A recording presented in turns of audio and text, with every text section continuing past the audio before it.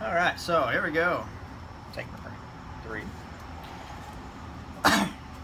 Running away from tornado, episode number 2, 2004, Missouri. There had been a rash of outbreaks again. I think like the first episode. And I decided that I need to make a road trip from Kansas City to New York. I still had the Bug Eye, the 02 WRX. Had it for, I think, a year and a half, almost 2 years at the time. So it was built up. It was about 400 horsepower and had a bunch of STI goodies on it, and Perrin and Cobb. And it was one of the strongest Rexes around at the time.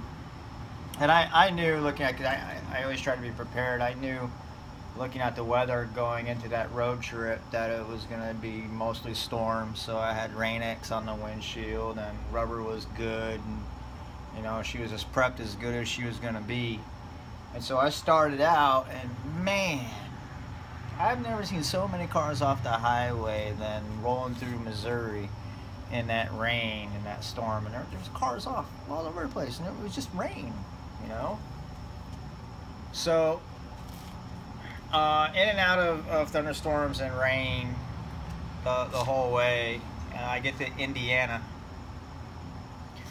and the sun was going down, and as it was starting to get dusk, I was driving into another storm system, and it was a wall cloud. I mean, if you've ever seen a tornado maker, a wall cloud, you know what I'd be talking about. You know, growing up in Texas, I've seen them all the time.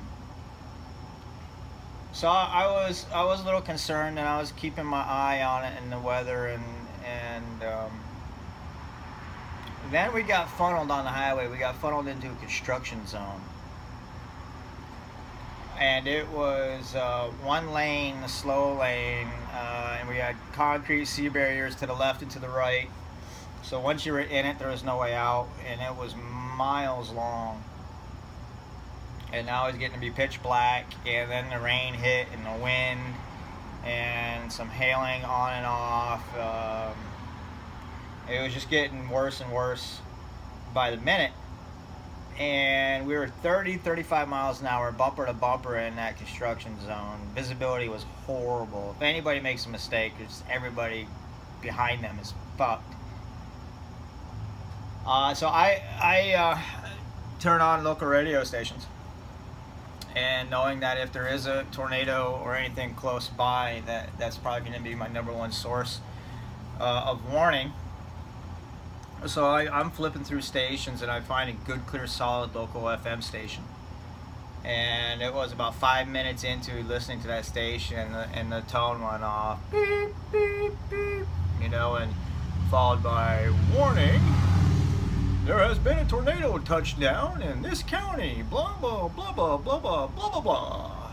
So I'm like, fuck, I know this thing is close to me because of what I'm seeing around me. And so I get out the lifeline, I dial the cell phone, call up my sister, my younger sister, who is back here in New York, and I said, Christy, listen, I need your help. She goes, what's wrong?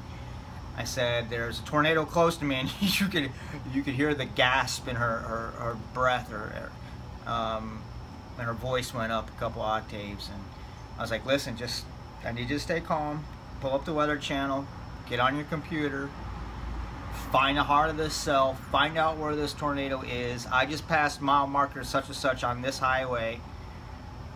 So she goes, okay, I'll call you right back. So a couple minutes go by, and she calls right back, and she says, are you by town such and such? And she spits out a name, and I'll shit you not, it was one of the coolest things. She no more and said it, and it passed the sign.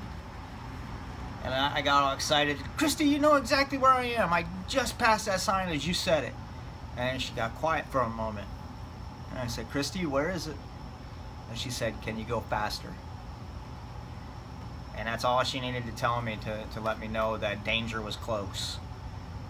I said, probably in about 3 minutes. Yeah, this construction should be ending. If nobody makes a mistake, yeah, I can go faster soon. So she said, when you can go, go. It's close. And I said, okay. So I hung up. I said, I'll call you back when I get the clear. So I hung up, and about 2-3 minutes later, that construction ended. And everybody that was in that line, you know, stayed in the slow lane, started speeding up to like, you know, 50, 60 miles an hour or so. And it was still raining really bad, obviously. I mean, this thing was really close to us. And with the Rain X, you know, if anybody who's running on the windshield and stuff, you know, with a fresh application, especially with wind and speed, it's just gone. You know, you've got good visibility. So I was fast lane and just gone. You know, I was 140 for probably about 10 minutes. Fast enough, long enough that I drove out of the storm as soon as it started clearing, and got to a light drizzle in the wind, and I knew I cleared it by a decent amount, and I backed the speed back down to normal.